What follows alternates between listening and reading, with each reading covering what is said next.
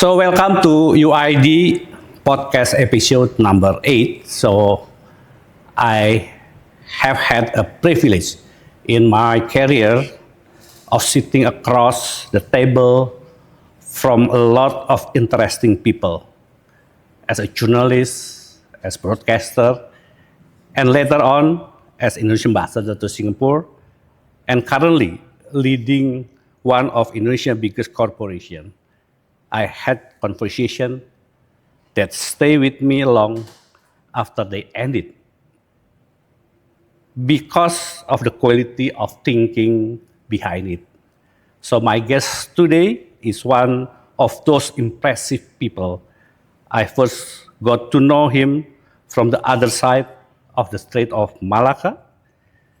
He served in Singapore government for 23 years across portfolios most career never touched in a single career, from information and art, health, trade in industry, and craft and defense, public policy, and finally, at the Ministry of Foreign Affairs. He rose the rank of Brigadier General before entering politics. He studied engineering at Cambridge and earned his MBA from Harvard. And after leaving government with remarkable achievement, instead to retreating into quiet retirement, he wrote a series of books about history, civilization, and Asia. So please welcome the Honourable Mr. George Yeo. Pak George, thank you so much for your time. Thank you, Pak Tommy. Yeah. Happy to see you again. Yes. Happy to be interviewed by you. Yeah. When was the last time you visited Bali, Pak George? I think it must have been 1-2 years ago, Yeah. but it was in and out. So never had a chance to really enjoy Bali. Yeah. What is impression that you always got after leaving Bali, Pak? Bali has an atmosphere which is special. I don't really know why. Yeah. It's unique, it's in the air, and it envelops you the moment you land, Yeah. and leaves you when you leave. Yeah. That also feel by all Indonesians why they are choosing Bali as destination for holidays. It's a remarkable place, Yeah. a very But- special place. Yeah. Pak George, maybe the conversation something is will be more personal. Everybody know that you had one of the most unusual career in leadership, from military, politics, business, and now scholar and authors. Looking back to your journey, Pak, was that your journey is planned, or something happened sudden? I'm a bit of a Taoist, meaning that our lives are affected by larger tides, and we flow with them. If you try to swim against the tide, you may end up drowning. Yeah. So I've been lucky in that I've been caught in tides which took me on interesting journeys. I was a good student in school. I took a scholarship, Yeah. an armed forces scholarship, also a president's scholarship, which brought me to Cambridge, a university which I could not have gone to on my own. And after that, I came back to the armed forces. Yeah. In the armed forces, I was first in the army, then they moved me to the Air Force, which was very unusual. Really? It was traumatic for me, Yes. and even more traumatic for the Air Force. Yeah. But it introduced me to Indonesia. I remember the first exercise. Yeah. It was around 1980, called Elang Indopura. Then the first time our armed forces, Yeah. For both countries. yes, the exercise was over Palembang. And little by little, the two sides got to know each other. But Benny Bundarni Yeah. was like an uncle to me. He played a very big role. Until today, I keep as mementos a Seiko watch with 4 bintang on it, Benny Mudani, Yes. and a set of golf balls, luminous golf balls, with his 4 stars on it. Yeah. Just to remember a remarkable man whom I learned a lot from, both about life and about Indonesia. So, when I went to politics, Indonesia was probably the country I visited the most of any other country on earth. That by choices, or you asking to move from the Air Force to the to government? Well, after the Air Force, I went to the Harvard Business School, I came back. Then I became the Director of Joint Operations and Planning. And in that senior position, then I got to know Pak Benny and Pak Tri Sutrisno and Teddy Rusty and some of the senior people here. Pak Kasenda from the Navy, he invited me to Rantepao, Tanah Toraja, which I would never have dreamt of going on my own. Then when I entered politics, I was really persuaded by Goh Chok Tong and Lee Kuan Yew to go into politics. I was very young then, 33 years old. So despite great reluctance, I jumped in and ended up serving for 23 years. In those 23 years in different ministries, I got to know Indonesia in different aspects well. In the early days, Pak Hato, Pak Suharto was president. Things were simpler then. I got to know Pak Harmoko very well because he was my counterpart for information and the arts and for culture. And he also hosted me when I led a delegation of young PAP members to Indonesia in his capacity as Secretary General of Golkar. Then 98 happened and Indonesia went through a great transformation. I got to know Ibu Mega, Gus Dur, and then SBY. And no one could have expected in 1998 that Indonesia would have stabilized as a democracy and achieved so much. It's a country with immense potential. But Josh, so you left government in 2011 after an impressive 23 years serving the countries. What the wisdom you took during that long chapter and maybe during the loss of the power? When Goh Chok Tong became Prime Minister, he established a new ministry for information and the arts to give more emphasis to the softer aspects of society, and appointed me as a young minister. I was only 34 years old. And I was at the same time the second minister for foreign affairs. That's when I got to know Ali Alatas, Alwi Shihab, and brought in an exhibition of Majapahit to Singapore and developed my links and my networks in Indonesia. Then when later I became Minister for Trade Industry, I deepened our economic connections and I invited myself to join the governors of Sumatra in their regular meetings. They have their own meetings, then plus one. I told them, treat Singapore as a province of Sumatra.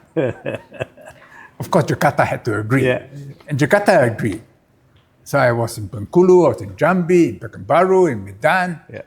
And after the tsunami in Aceh, I went to Aceh a number of times because we had a number of projects there. So over the years, I got to know Indonesia fairly well and to visit different parts of the country. When I was in Foreign Affairs, I knew that on any matter of importance, Singapore had to align itself.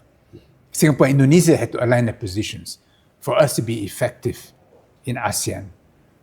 So, deep working relationship, deep friendship with Pak Hassan Wirayuda and with Pak Mati Natilegawa, and with the senior diplomats like yourself. In 2011, there was a deep desire for an opposition in Singapore. And I was in the front line. I don't think it was because of me, but I was voted out together with members of my team. And I decided at that point in time to turn a new chapter and to go into the private sector. Robert Kwok took me into his group in Hong Kong, and I chaired Carrier Logistics. And then when I was there, I set up a joint venture with Indonesia, with Pak Teddy Rusdi, Pak Eddie Karampis, and it has been a successful joint venture because I knew with the Belt and Road that Indonesia would be a very important part of Carrier Logistics. So after leaving the government, your connection is more bigger because you know more deeper about the businessmen in Indonesia also. Yes, indeed. And not just in Indonesia, but all over Asia, and including India and Central Asia. Wow. Pak George, so you're known for thinking across a lot of different domains, from geopolitics to philosophy, where usually the prominent leaders stay in their lane. What did you do differently that other leaders don't? Well, I don't know why, but I think I was born to be interested in many things. And sometimes in my official capacity, my colleagues would wonder, why am I involved in those things? Because they thought that I was being distracted. For example, for 10 years, I was involved in reviving Nalanda University, which was a very important Buddhist university, probably the first in the world, established in the 5th or 6th century and destroyed in the 12th century. At its peak, Nalanda University had over 10,000 students from all over. Chinese monks came to Indonesia, to Sumatra, to study Sanskrit before they went across to India. And there are two famous monks who came to Indonesia. Fasin in the 5th century. He didn't go to Nalanda, but he went to other Buddhist institutions. And then in the 7th century, I Ching came through Sumatra and went back via Sumatra and wrote two important accounts from Sumatra. And in Nalanda, in the ruins, there is a whole college which was sponsored by Salendra Sriwijaya. And their endowment is recorded on a copper plate, which is in a museum in Delhi. And we had that exhibited in Singapore when we had an exhibition on the Nalanda journey. So that project really had nothing to do with my ministries, but it was a passion. And we managed to get it revived. And as the second chancellor, I had the honor of conducting the first commencement after 800 years. And it drew in Indonesia, because Indonesia is a very important part of this larger story of Pan-Asia. Pak George, I never forgot that one day diplomatic corps in Singapore is asking me to arrange for discussion about your book, Musing. Interestingly, in your Musing series, you share your thought with honesty about your reflection about Singapore, China, America, even us, Indonesia. Was there anything that surprised you in that process? Or maybe probably you realized only when you try to put everything together in a book? It was very kind of you, Pak Tommy, when you were ambassador, to host me in the hall, the big hall in the embassy, to talk about musings, which I wrote during COVID in 3 volumes. It was intended to be 1 volume, But it got bigger and bigger, and it became 3. But in it, I had many chapters on ASEAN. And the first was about Indonesia and Singapore's connection to Indonesia and Indonesia's importance to Singapore. Without COVID, I could not have done it because I had enough free time to think and to write. Although the book was written as a series of interviews, in fact, it was written, including the questions, by me, but bounced off with Tai Ho, my collaborator. So all the time, he advised me, reshape the question, maybe recast the answers, and to introduce many anecdotes. In the end, when I look back, it was with pleasure that I recounted all those memories of places I visited, experiences I had, and people I got to know. And to reflect on how fortunate I have been in the richness of my experiences. And in a few months' time, the 3 volumes of musings will be available in Bahasa Indonesia. And I'm still working on the date for it to be launched properly in Jakarta. Why you sung musing, renungan in bahasa? It's not an autobiography because I don't think people will be interested in me as a person and my family and so on. It is not a recollection of what I did in public life. I did not want to be censored, so I did not access official records. Everything I wrote from memory.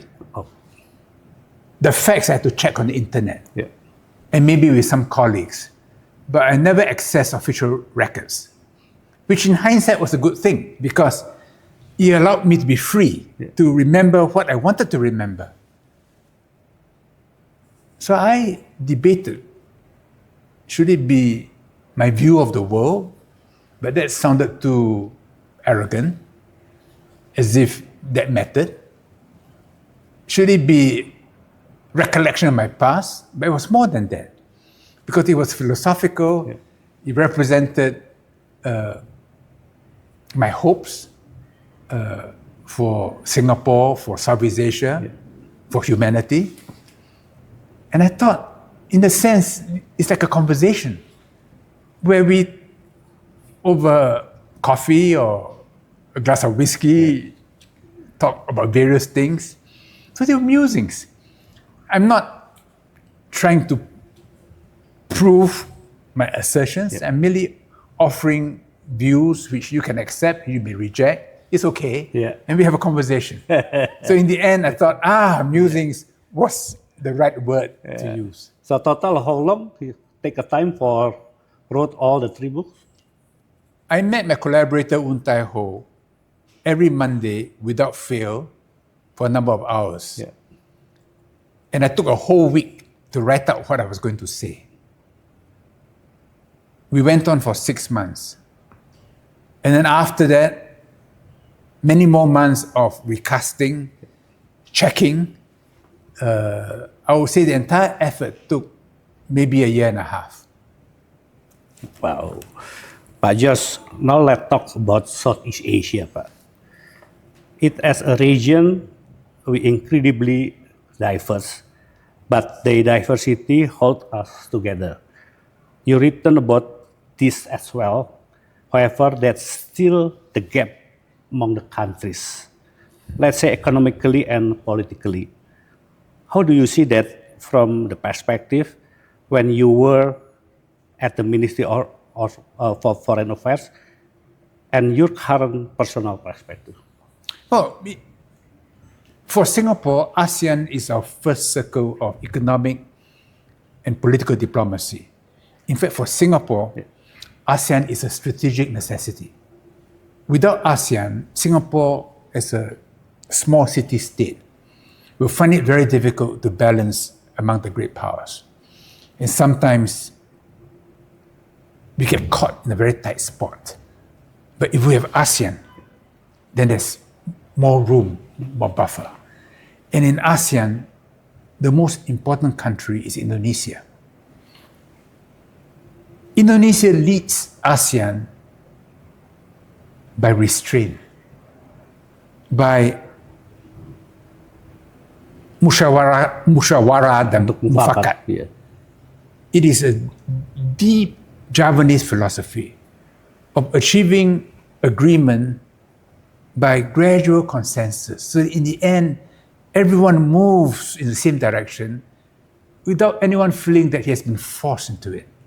And feeling that, yes, he also wants to move in that direction, taking into account the wishes of everyone else in the group. That was President Suharto's greatest contribution. And Lee Kuan Yew understood it.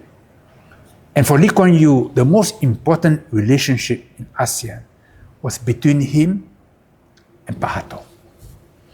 I remember when APEC was formed. Yeah. It was my first round in the foreign ministry as second minister.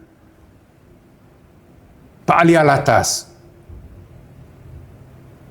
was cautious, so he didn't take a position. So suddenly at one meeting, he made it clear Indonesia was supported. I remember reporting to Lee Kuan Yew. Yeah. I said, Pak Harto has decided.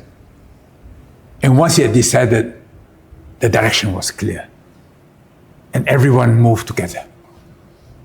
The regret looking back is we did not include all of ASEAN.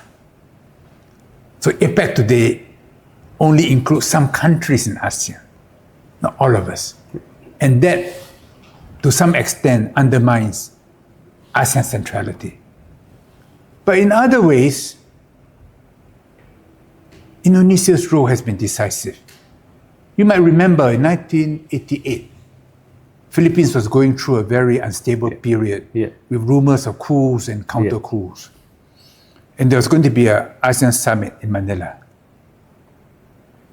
Leaders were unsure whether to go or not to go. Then Pak Harto said, I will go. Then everybody said they will go. But of course, there was a fear that something may happen. I was Director of Joint Operations and Planning at the time, and we were trying to arrange for Lee Kuan Yew's security and even an evacuation plan. Yeah. When we presented it to Lee Kuan Yew, he laughed. He said, I'll be killed in the crossfire. I will ask Indonesia to protect me. Wow. And so Pak Benny was given the responsibility. And we coordinated with Indonesia to make sure that if something went wrong and we had to evacuate, we will follow the Indonesian plan. That was how closely they worked together. And even after Pak Harto had left office, I think Lee Kuan Yew went to see him. They are still a friend. Through a Very discreet good friend. channel. And when they passed away, Lee Kuan Yew attended the funeral. This friendship between the leaders of Indonesia and Singapore is very important, not only for bilateral relationship, but for ASEAN as a whole. It should be more than any other relationship. In the context of geopolitics and rivalry between the powers, actually going alone for the ASEAN member is more difficult rather than we are going together as one ASEAN. Indeed, even Indonesia, despite its population and its size, is realistic enough. It knows that compared to the big powers, it is not so big. So therefore, it also needs ASEAN. And Vietnam, which has decided to follow China in many ways, cannot have a normal relationship with China without ASEAN. So Vietnam has become also a strong supporter of ASEAN. All of us know that without ASEAN, each of us by himself is much more vulnerable. So ASEAN is a strategic necessity for all of us. Fully agree with that one, Pak. Pak George, seeing how the world shifts faster than expected, mainly on the landscape of geopolitics and technology. I'm deeply curious, what is your thought about that? Well, the most important thing for us is the rise of China. And China is looming larger and larger. China's trade with ASEAN is already the biggest trading relationship in the world. It's reached $1 trillion and will continue to grow. And the complementarity between China and Southeast Asia is profound. You know, we're in the same time zone, Singapore, Bali, Beijing. What does this mean?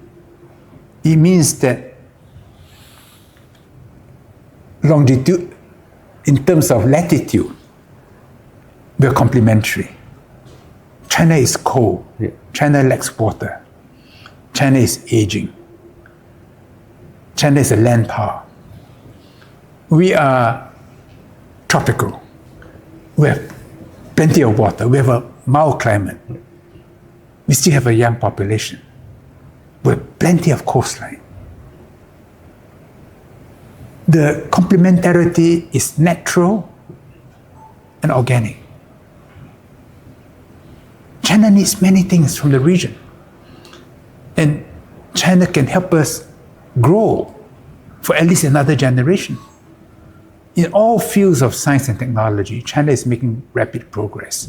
So rapid that the US is feeling very insecure.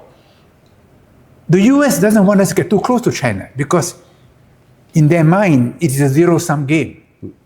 It is not a zero-sum game.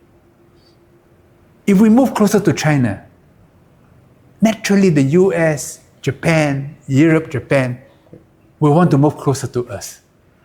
So by moving closer to China, we will expand our relationships in all directions.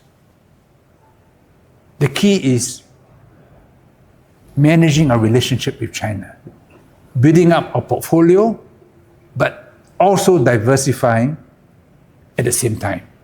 But we can only do this with knowledge. Without knowledge, we can't manage this relationship. So we need to have a much deeper understanding of China. Study its 5-year plan, not only at the central level, but even at the provincial level, and seeing how we can benefit from China's growth, manage our dependencies on China, manage China's dependencies on us, so that on both sides, we see the future in very positive sum terms.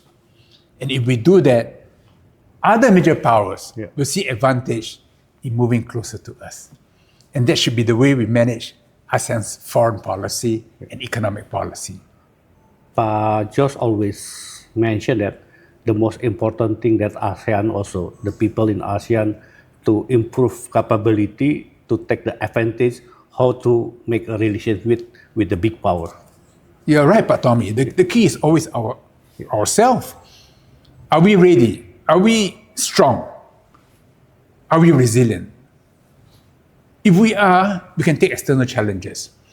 But if we ourselves are lagging, if we don't make the sacrifices, then whatever the opportunities outside, instead of these opportunities strengthening us, they may in fact divide us, weaken us, make us more vulnerable. So the key is what is within. The strength of our people, education, the spirit of unity, infrastructure. Indonesia is a big country, so there are a lot of challenges. But I'm always heartened by the fact that Indonesian students, when they go overseas to study, all of them want to come back. What does this mean? Build your country. Back to Indonesia. Yeah, back to Indonesia and build your country. And build your country. What does this mean? It means that there's a sense of hope for the future. So that hope should drive us to take the difficult road, to take the pain, so that eventually we will be in a much better position. About relationship between Indonesia and Singapore to improve the capability and the competence of the people from both countries? Is it already starting during your in the ministry? When I was in school, we were using British textbooks because we were a colony. And for us, Indonesia was a mystery, a terra incognita. Yeah. I was studying by the sea at St. Patrick's School. At the time, there was no reclaimed land. And I remember one day the teacher saying, "You see those islands on the horizon? Yeah. That's Indonesia." Spoken in a soft whisper. We knew Malaysia, we knew Semenanjung, but Indonesia, no. After we became independent, we went through a period when Sukarno saw Malaysia as a neo-colonial plot. Of course, there were no colonial objectives. Yeah. So we went through a difficult period of confrontation. But after that, relations steadily improved, and ASEAN became strong. And bilateral relations between Indonesia and Singapore improved dramatically. But there's still so much to be done. If you ask the average Singaporean, where's Ternate? Yeah. Where is Seram? Or Bali, of course, they know, or Flores. Many may not know. Yeah. And it's good to encourage them to visit Indonesia. Indonesians, at least the wealthier ones, they know Singapore because they come to Singapore for all kinds of services and for flight connections and so on. But we should bring ordinary people in Indonesia and Singapore closer together. And that was why, when I was a trade minister, I made it a point to know all the governors of Sumatra. Like Zulkifli Nordin, Rosyan Ashad, Tunku Zaino, and many of them. You know? But I fear that we're not giving enough attention to this. So this relationship has to be managed, has to be worked on, cultivated, and transmitted to younger generations. And next year, ASEAN will be celebrate 60 years of their existence. What we can learn and what you must see from the celebration of 60 years of ASEAN? Well, I'm optimistic for ASEAN because ASEAN, to be very hard-headed, is held together not so much by love, but by fear. By fear that if we don't stick together, then we may be picked off individually by the major powers. So it is in a huddle that ASEAN sticks together. We must convert this fear into affection. And to do that, we must do more together. It's already happening. At international conferences, after the official proceedings are over, we're always talking to one another in ASEAN. And we end up in the same restaurants because we like the same food. And we can't tahan too many days without rice and our spices. And in many unconscious ways, whether you're Laotian or Bruneian or Singaporean or Vietnamese or Indonesian, we're getting closer together.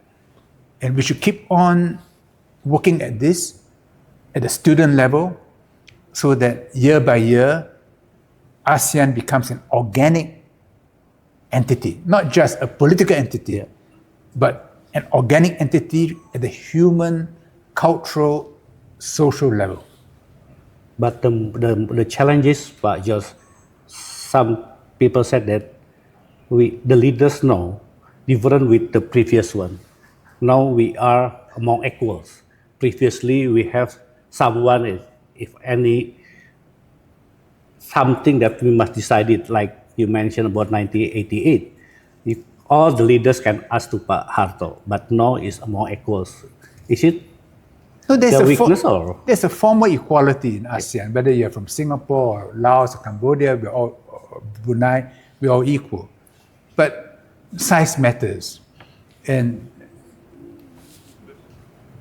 Indonesia's voice, position, will always carry the most weight. It carries the most weight not because Indonesia insists that it has a greater weight. Because if Indonesia insists that it's a greater weight, there'll be a reaction against it. Indonesia leads by restraint, by saying less, not by saying more, by taking a bigger position, a longer term position.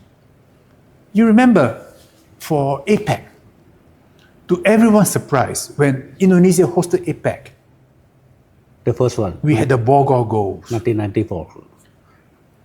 It was a surprise to everybody that Indonesia took the lead in opening up, in putting together the Bogor goals, which till today remains a very important objective for APEC as a whole. At critical moments, Indonesia plays a decisive role. And I hope that in this coming 60th anniversary, I think Singapore, who will be in the chair? Singapore will be in the chair.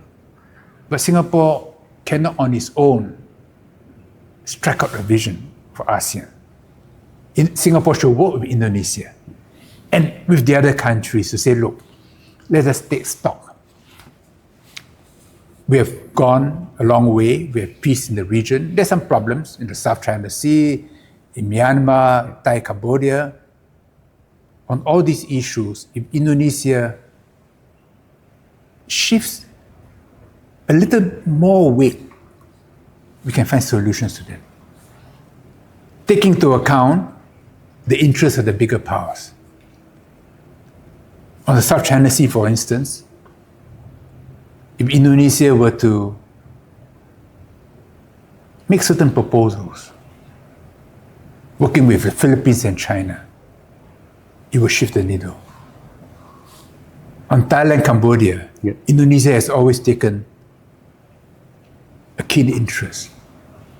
On Myanmar, Indonesia did not pull its weight, which to me was a mistake.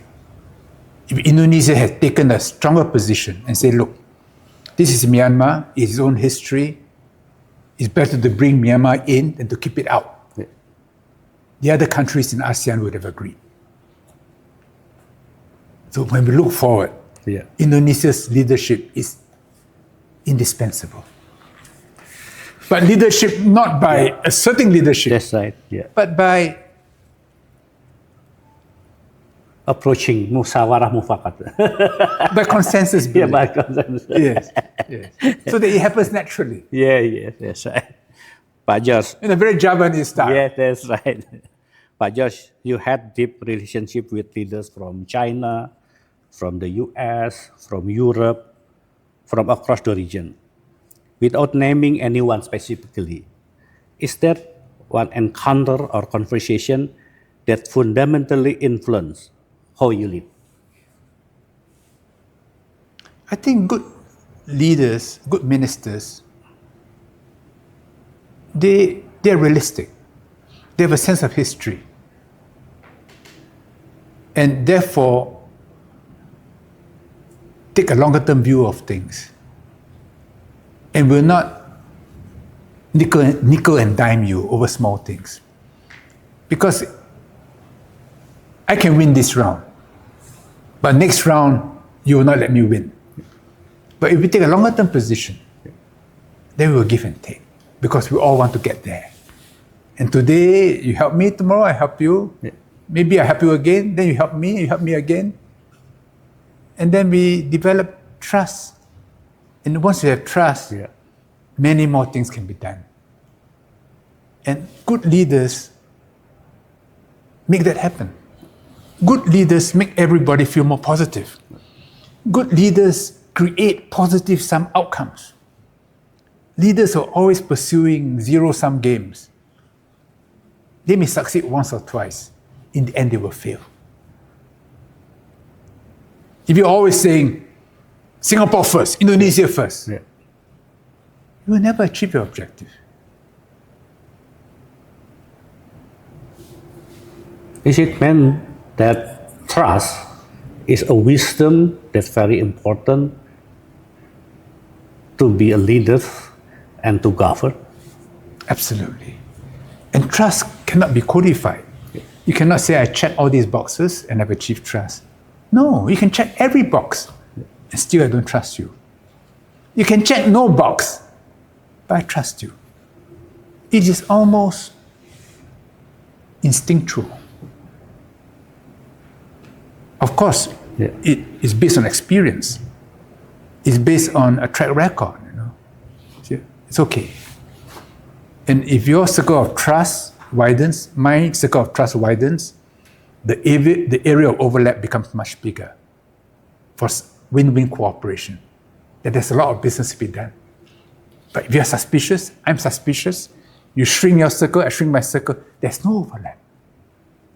Then it's very difficult to find things to do together.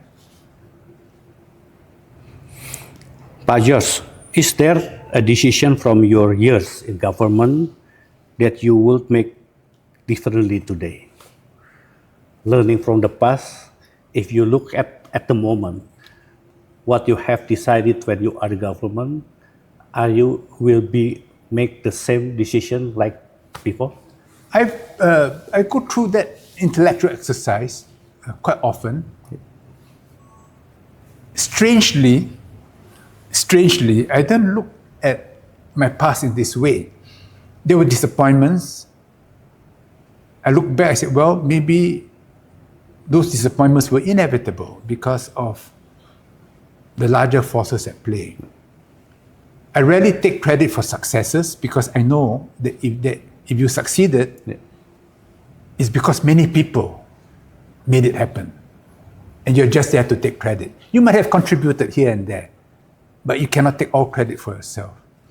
And neither should you take failure, the blame of failure on yourself, because usually when something fails, it's because of many other things happening. This is my philosophy of life, You're put into a position, you are in the flow, you move with the flow. If you can see further, you can better position yourself in the flow so that if there's a vortex in front, instead of being sucked into it, you swing around it. Or you're entering white waters, you're more prepared. You have your life jacket on. So it's important to see further. And to see further, one needs a sense of history and an understanding of geography. History and geography, to me, are very important for decision making. History because there's a momentum in human affairs, and geography because where you are, they say, where you stand depends on where you sit. A friend of mine, Jacques Attali, is a great French thinker. He used to be the principal advisor to President François Mitterrand. He told me this, and I've never forgotten that insight, that when Mitterrand whenever he visited a country, he wants a map with that country in the middle. Then when you talk to the person, you understand his preoccupation. But if you put that country at the edge of your map, because you put your own country in the middle, you will misunderstand the other person. The ability to put yourself in the position of the other, and therefore understanding his motivations, is very important in any relationship. If you are subjective, you'll find you have few friends. But if you empathize, you have many friends. Pak George, we are in UID. Our organization works with inspiring and seasoned leaders from across sectors. If you are speaking rightly to them about the inner value that every leader must hold, what do you want to say? No, UID, I presume it follows from Indonesia's Sanskrit motto, Bhinneka Tunggal Ika.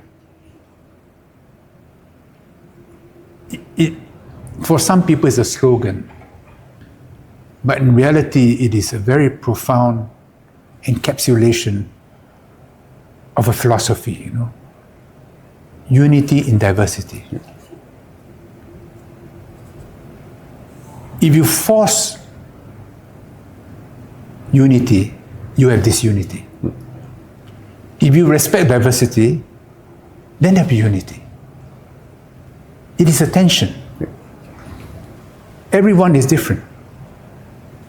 Even a pair of twins are different.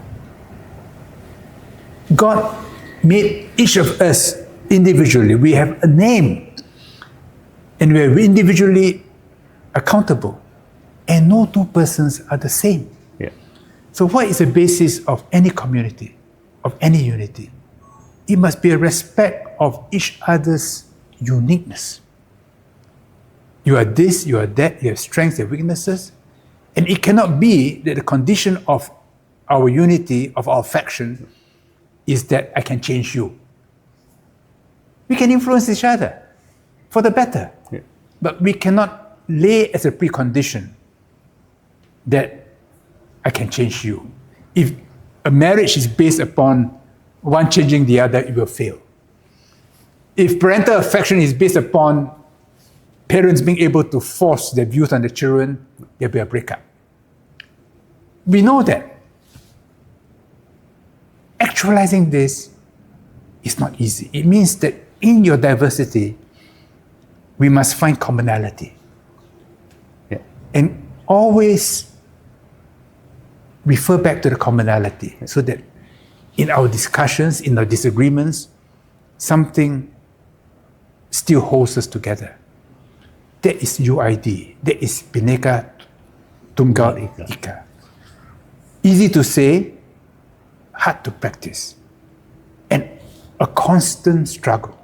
Constantly require musyawara. Yeah. And here in Bali, in this very special environment, we say unity in diversity. What does it mean? Not just a slogan, not just an acronym, but something deep, something which touches on what it means to be human. And what unites us in the end is a belief in one creation, in one God. Yeah. Because if we are all children of the same Father, then naturally we are brothers and sisters. And we're united as a family. If we don't have a common fatherhood, then it's all utilitarian. I'm using you, you're using me. Yeah. But just maybe this is last question. You spend much of your time making critical decisions and finding answers about Singapore, Asia, and the world. Currently, the slower pace of your life stage, what are you still curious about and focus on? Well, the world is entering a great transition to a dramatically different future. We are talking not only about geoeconomics and geopolitics, but about the phenomenon of AI, which should transform human society from top to bottom. It is as dramatic as the arrival of agriculture, or the steam engine and the Industrial Revolution. You change everything, from how communities form to warfare.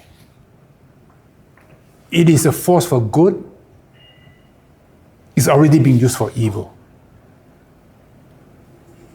Our moral capacity has not caught up with the march of technology. So we're entering a dangerous period where AI can destroy us before we master it. We need a lot of wisdom. We need discussion. We need restraint. Most importantly, we must learn from the ancient Greeks that if you think you are God, what they call hubris, the gods reserve a special punishment for you. In Silicon Valley now, there's a God complex. They think the AI will develop superintelligence, There'll be a singularity. A few people can order the entire world. That's hubris. And when they engage in warfare, they know everything about everybody. They target them, they kill them, bend them to their will. That's hubris. We need wisdom in handling AI. And to me, what is that wisdom? If AI makes us less human, because it replaces our capabilities, and we worship it as a god, that is a bad AI. But if AI helps someone in a wheelchair to walk, because you can strap on exoskeletons, if you can help a dementia patient, it can help cure disease, it can help us learn musical instruments, it can help us learn languages, not to make us dumber because we say, oh, AI can produce music, art, can translate, so we can be lazy. No, that's bad. But if AI helps us to achieve all those things and develop all our faculties beyond what were possible before, that is powerful.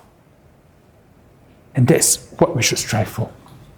But it requires wisdom, and as always, it requires leadership.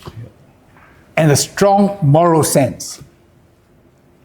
But just with the world changing very fast, and we look at what was happened in many parts of the world, that conflict become easier happen. How do you see about the future? Are you still optimistic that the future is?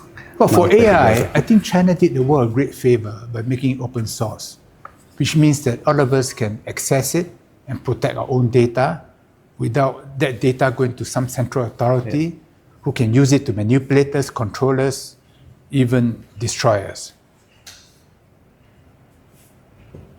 But it requires infrastructure. We need data centers, we need fiber optical cable, we need good transportation. But most importantly, we need education. We need young people who understand the technology, who are introduced to it. It's like if suddenly you've invented fire. Well, fire can burn you, so you learn how to handle fire. Suddenly you have electricity in the house. Well, you better understand the nature of electricity and don't electrocute yourself or burn the house down. It's the same with AI. So societies that are not catching up the technology, I worry for them. And Indonesia is a vast archipelago. It's never a problem in Jakarta, Surabaya, or Medan. But there are outlying islands which are not well connected, which are not easily accessible. If the young people are not brought into this era quickly, when they grow older, they may not have the facility to learn and to improve. Then we have lost one generation. And that's dangerous because AI will create new divisions in human society. Pak Jos, thank you so much. Thank you for sharing your thought and wisdom. So I came into this conversation expecting to talk about strategy and value. We all can learn from you. But in fact, I will leave this room a bit wiser with the wisdom. I will return to whenever I need to make decision. Importantly, what I note, the true leader is not merely about the title, but it's the quality of their attention, the willingness to keep asking, to keep questioning, and keep going things right, like how George Yeo have done it over years. And that's actually what the UID Foundation is trying to cultivate, more than a competence leadership, but the depth of understanding across domain. Once again, thank you so much for being here, Pak George. Hope you have a great time in Bali.